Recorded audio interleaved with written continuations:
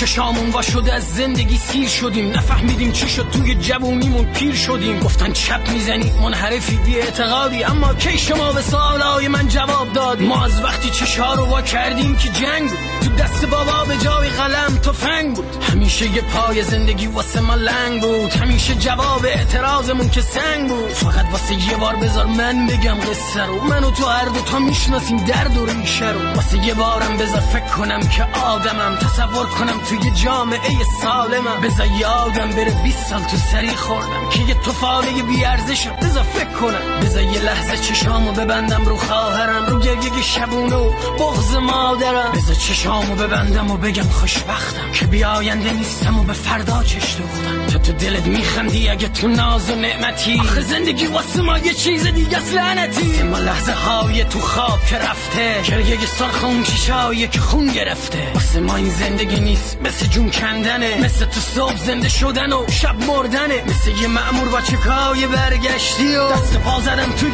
فقر و بدبختی و مثل این که دامنت رو سرت بگیری و آبروت بره تو محلتون بخوای بمیری و باید خودتو بفروش هر جوری پول میخواد. تو سرت هم اگه میزنن صدا در نمیاد. یه زندگی یه قصه آخر ما اجاره خونه، انسجام ملی اسلامی زیر سقف ویرونه. هر کی هر چی که گفتم کسی که چیزی نگو. طرف ما همیشه یه شب مخوف، طرف ما همیشه یه شب مخوف.